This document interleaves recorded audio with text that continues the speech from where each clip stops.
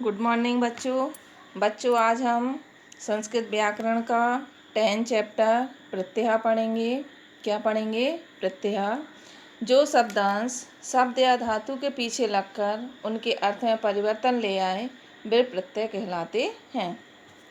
क्या होते हैं प्रत्यय? जो धातुओं के पीछे लगकर उनके अर्थ में परिवर्तन ले आए उन्हें क्या कहते हैं? प्रत्यय कहते हैं। ये 3 प्रकार के हैं: कृत प्रत्यय, तद्धित प्रत्यय तथा स्त्री प्रत्यय। कितने प्रकार के होते हैं प्रत्यय? 3 प्रकार के होते हैं: कृत प्रत्यय, तद्धित प्रत्यय और स्त्री प्रत्यय। लेकिन 7वीं कक्षा में हम केवल कृत प्रत्यय ही पढ़ेंगे। तो कृत प्रत्यय जो प्रत्यय धातुओं के बाद में लगकर उन्हें संज्ञा, विशेषण और अव्यय बनाते हैं उन्हें कृत प्रत्यय कहते हैं। इन प्रत्ययों के योग से बने शब्द कृदंत कहलाते हैं। कुछ प्रमुख कृत प्रत्यय निम्नलिखित हैं। कृदंत प्रत्यय के भी प्रकार दिए हुए हैं इसमें, जैसे इक्त्वा प्रत्यय है, लेप प्रत्यय है, तुमुन प्रत्यय है, तव्यत प्रत्यय है और अनियन प्रत्यय। तो हम थोड़ा इसको देखेंगे। प्रकृति प्लस प्रत्यय और पद और अर्थ। तो प्रकृति इसमें क्या है? खाद। प्रत्यय क्या है इसमें? इक्त्वा। और पद क्या बनता है? खादित्वा। तो इसमें क्या त्वा शेष रहता है? क्या शेष रहता है? त्वा शेष रहता है।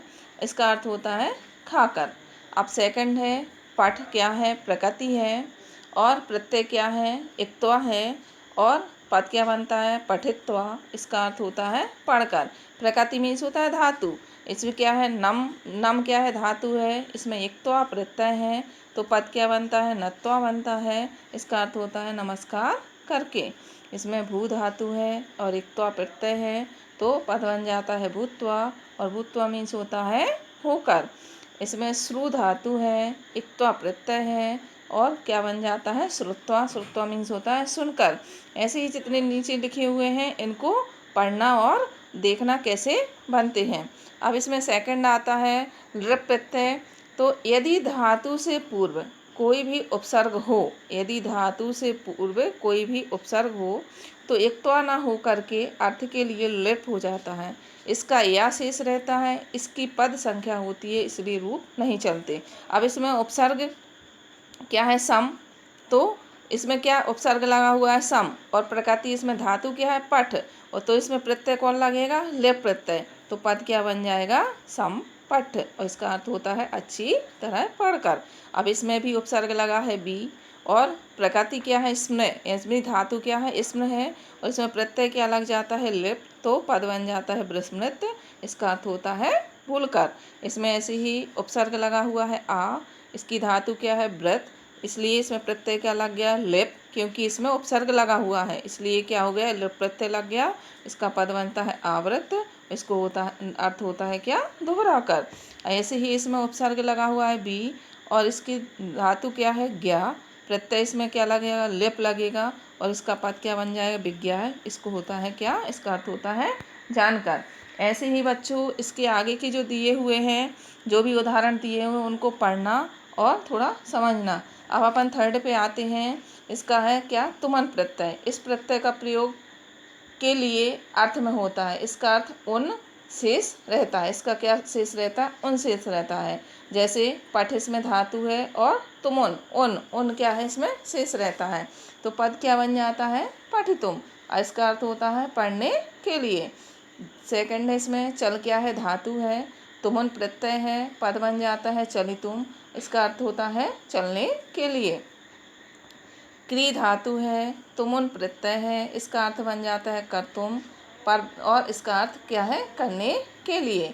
इसमें नम धातु है। तुमुन प्रत्यय है। पद क्या बन जाता है? नंतुम। और इसको क्या होता है? नमस्कार करने के लिए। गम धातु है। तुमुन प्रत्यय है। पद बन जाता है गंतुम। अर्थ होता है जाने के लिए। पा इसमें क्या है? धातु लगी हुई है। प्रत्यय क्या है? तुमन है। पद बन जाता है पातुम और अर्थ होता है पीने के लिए। इसमें हस धातु है।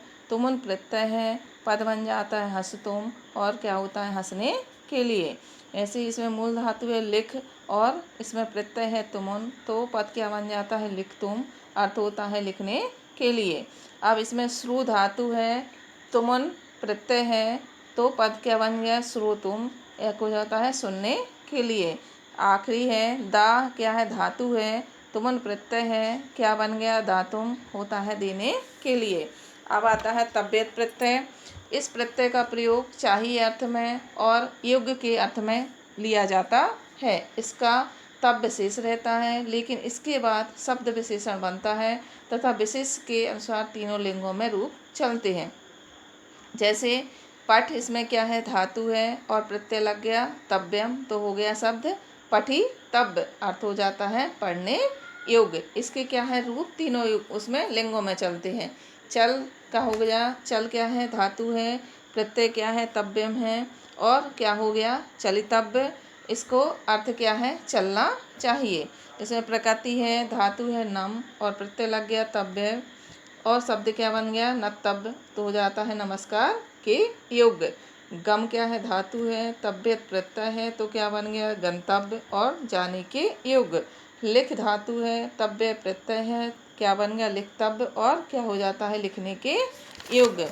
अब इसके आगे जो भी दिए हुए हैं इसको पढ़ना। आखिरी अपन पढ़ेंगे इसमें अनियर प्रत्यय।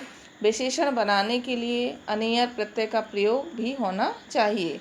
यह योग्य अर्थ में होता है, इसका अनी शेष रहता है। जैसे क्रिय में धातु है, अनियर क्या है, प्रत्यय है, और इसका शब्द बनेगा करनीय, अनीय, तो अर्थ हो जाता है करने योग्य।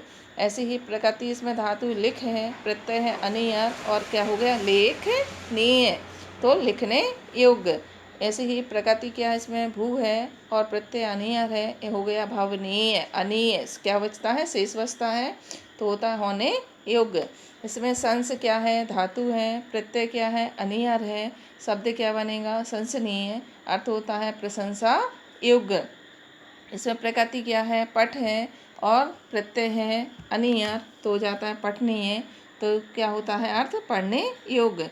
इसमें गम धातु है, अनियर प्रत्यय है, हो गया गमनीय, हो जाता है जाने योग्य। इसमें खाद क्या है, धातु है, अनियर प्रत्यय है, शब्द हो जाता है खादनीय, हो जाता है खाने योग्य। इसमें अर्थ क्या है, धातु है, अनियर प्रत्यय है, हो गया अर्थनीय, क्या होता है पूजा योग्य। अब कुछ ध्यातव्य मीन्स ध्यान रखने योग्य चीज़ें हैं।